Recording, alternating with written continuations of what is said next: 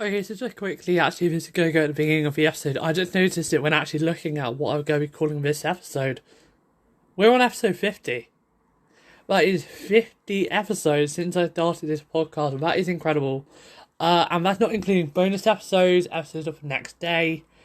Like, there's certain things in this that aren't actually included, and I wanted to say a massive thank you to everyone who's been listening this far. Honestly, it means a lot that you've been listening. We're crossing some fairly decent milestones recently, and I'm hoping those will only continue. Next week is also bringing in a massive shift in where I record, more on that on Monday's episode, or maybe on a Sunday update, one or the other. But yeah, it's massive. We're now on the 50 episode mark, so this is probably the longest. Yeah, it's much longer running than my previous podcast, that's for sure. So yeah, I'll just putting that out there. 50 episodes, that is incredible, and I am so glad we made that milestone.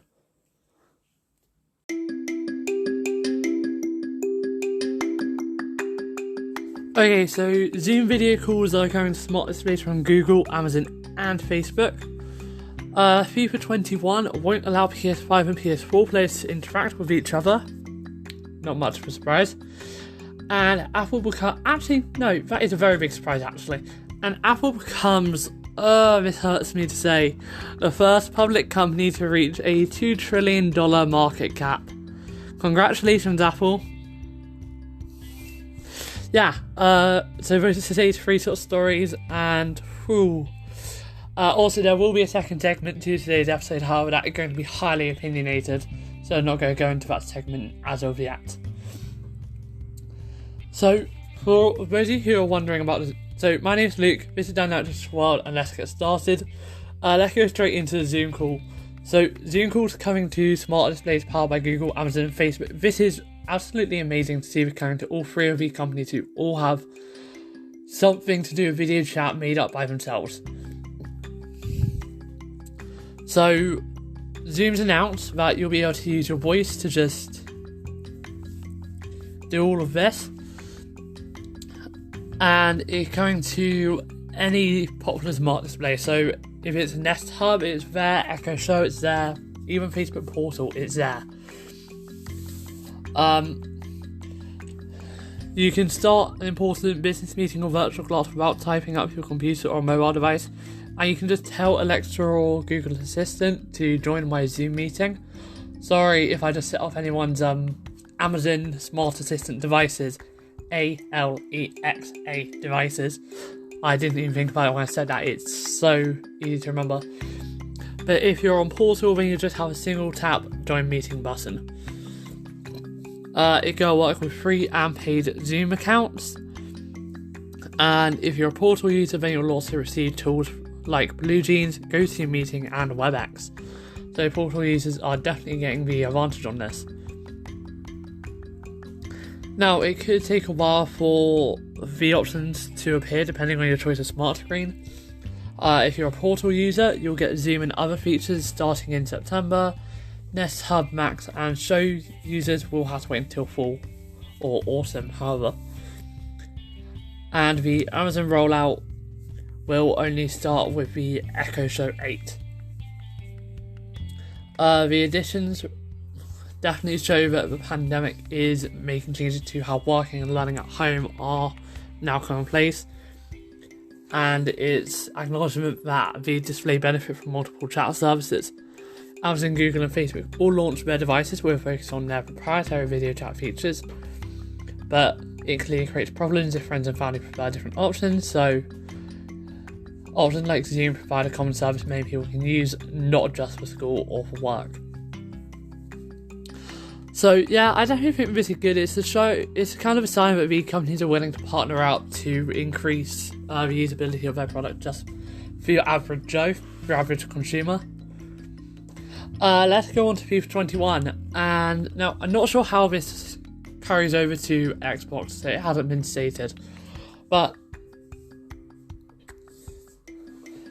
basically, it is across all devices. It's a really short story. Basically, you have some friends on PS5 and some friends on PS4. You won't be able to play together.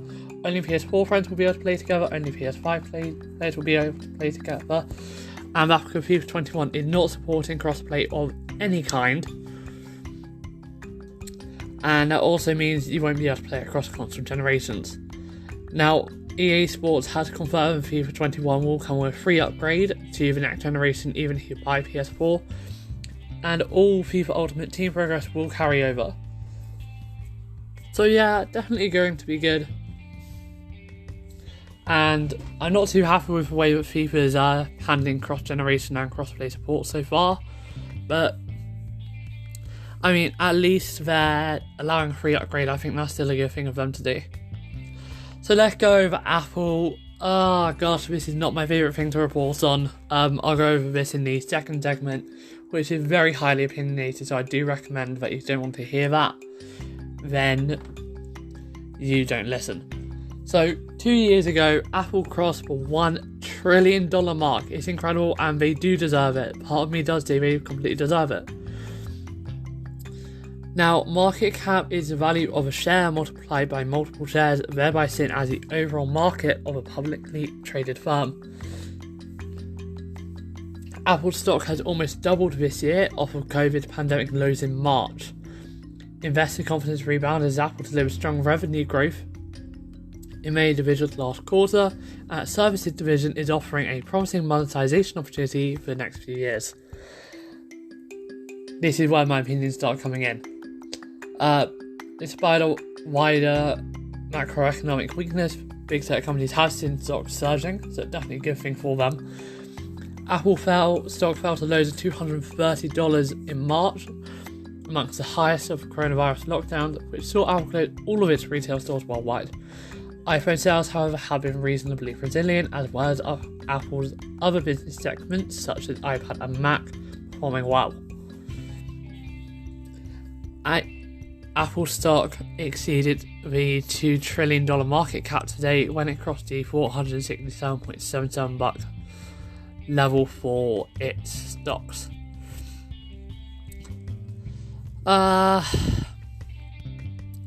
Yeah.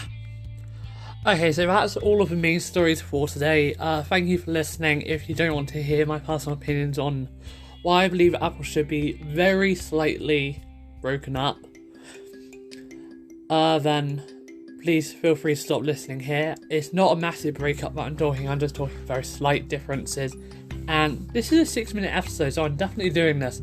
It wasn't actually planned to be this short, but that's why I'm kind of doing an opinionated piece on today's episode. So yeah, that is everything for today. Thank you for listening. My name is Luke, and I will see you in tomorrow's episode, unless, of course, you do decide to listen to the opinionated part in the next section. Again, please note, final warning before it transitions, this is going to be very opinionated. You may not agree.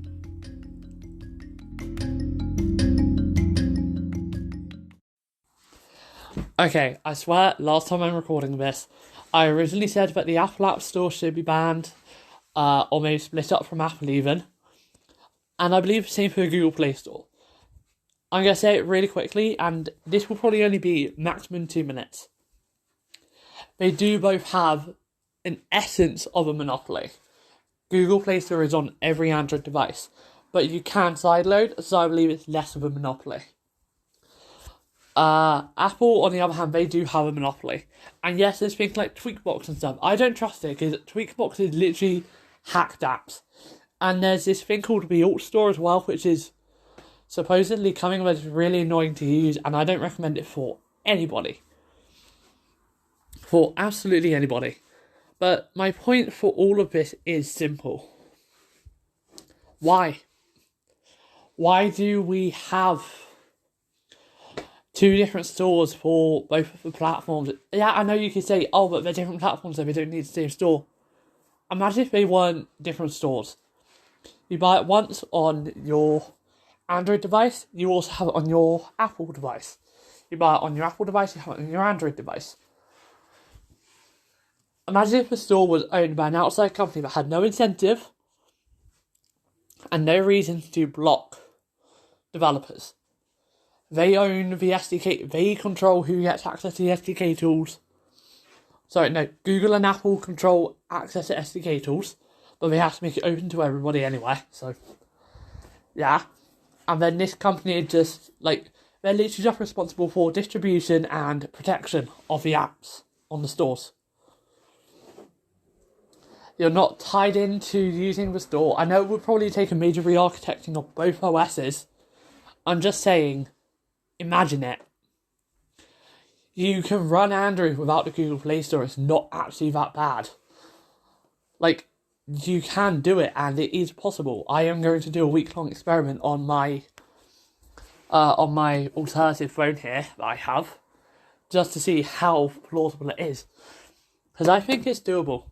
I think it's 100% doable, and I can do it. And I'm going to see how long I can do it on that phone.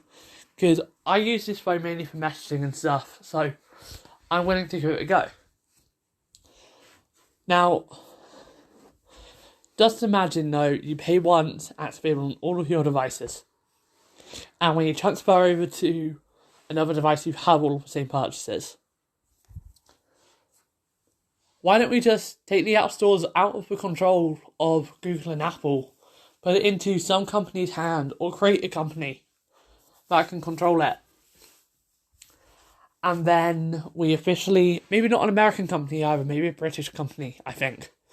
America is currently on a warpath with companies like TikTok, etc., and I think it should probably be out of the American control.